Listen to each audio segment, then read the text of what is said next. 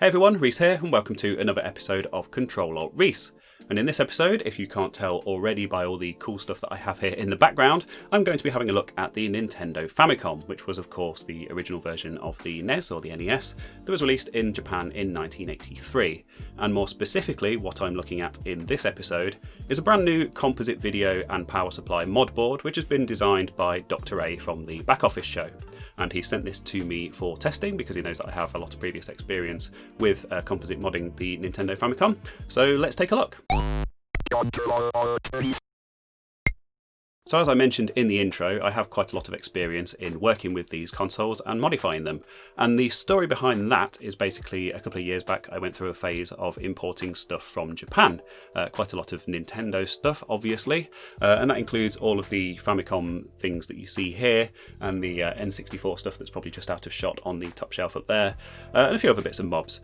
And basically, I found a way of covering my costs, or at least partly covering my costs, by buying up job lots of these consoles and cleaning them up and modifying them with a composite mod and selling them on eBay. There wasn't a huge amount of profit in it, but I enjoyed working with them and it was quite a lot of fun just to put those together. And if you have a look at my website, you'll see that there is quite a comprehensive guide on there on how to do that. I've never kept that mod a secret. I didn't invent it, so there's not much point in that. But I did want to document it and just make it available for people to attempt themselves if they wanted to. And that's partially the reason behind my involvement, because he knew that in my big box of Famicom parts left over from those days, I had a couple of these GPM-02 motherboards. Now this is the final revision of the Famicom motherboard. It has a copyright date of 1988 on it, and it's quite hard to tell whether a Famicom actually has one of these inside it without actually taking it apart. And it's one that he hadn't come across in his own testing, and he just wanted to confirm that his board worked okay with it and that the installation process was easy enough to follow, and just wanted sort of a last pair of eyes just to have a look and confirm that it was all okay before it went on general sale. And of course I was more than happy to oblige. So my intention with this video isn't an installation how-to. Obviously Dr. A is more than capable of covering that on his own channel over on the Backoffice show, and it isn't really an in-depth review, but I just wanted to share this cool piece of hardware with you for a console that I obviously love quite dearly and know quite well inside and out, and just check out just a really cool new product on the market and see how it performs. And I also want to look at the ease of installation and how it compares to those composite mods that I was doing back a couple of years ago. So once I have it fitted, there will be some side-by-side comparison videos of that as well. So I think without further ado, let's get this thing installed.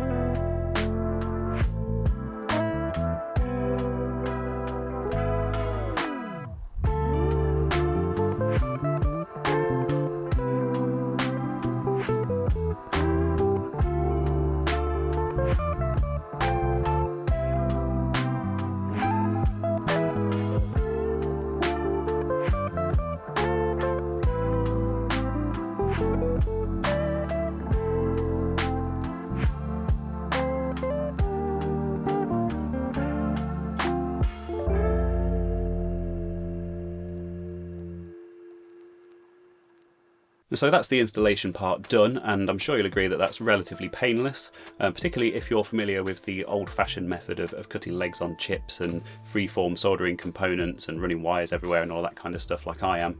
It's a massive step up as far as ease of installation is concerned, so definitely win some points there. Just a couple of minor issues that I ran into when I was installing this, and I have made Dr. A aware of these. Nothing particularly huge, just a couple of things just to bear in mind really. The first one is this, which is of course not a fault of the mod itself at all, but removing this is a bit of a pain. And the reason being that basically this rear board, this handles the power and the video of course, and this is what we're actually replacing in this mod. This board attaches to the motherboard using these quite substantial metal lugs, and they're soldered in place. And it takes a fair bit of heat to actually get the solder flowing on these. I used my old tricks of adding some fresh solder and quite a lot of flux, but in the end it actually took my desoldering gun on its maximum temperature setting just to suck all of that solder off. But I did get it off in the end, and that was probably the most long-winded part of the whole installation. And feasibly, to be fair, you could just cut these off with a Dremel or something like that, as long as you're careful and don't damage the motherboard. So just something to bear in mind. The other thing which I was made aware of is the power switch. On this particular motherboard revision, it has quite a short cable on it because it attaches to a different place on the board. So it's just a case of desoldering that and just fitting some longer wires like I did in that clip. So, of course, these aren't issues with the older revision motherboard, which in my experience is a lot more common, and I have one just here. As you can see, it has the much longer power cable on the switch, and it's also attached using a flexible ribbon cable rather than, of course, that solid metal cage which is solidly soldered onto the board. So, yeah, just a couple of minor things to bear in mind, but certainly not a fault of the mod itself. And like I say, very easy to install. Now, one thing that I did particularly like with this is that it uses the 3.5mm socket in the back, and rather than using the Raspberry Pi style cable with the composite video and the twin RCA audio outputs, of course the audio on the Famicom is only mono anyway, this uses just a bog standard 2 RCA to 3.5mm audio cable with one connector carrying the video and one carrying the audio, of course. Very easy to come by and probably the sort of thing you've got already, so of course that's a big bonus.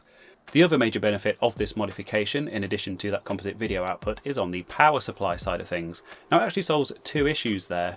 The first one being that the original Famicom power supply is a 9V negative tip barrel jack connector, and of course the negative tip power supplies are just quite rare compared to the positive tip version, which is far more common. And I know that when I was importing these from Japan to the UK, obviously the voltage here is different, and I had a bit of trouble sourcing power supplies that would work with it. So it's great to know that with this new version of the mod that you can actually use either polarity, so you can use the original PSU that came with the console, or if you do have to substitute that with a positive tip version, then that will work perfectly fine as well, which is really great to know. The other issue that it solves is with the power switch itself.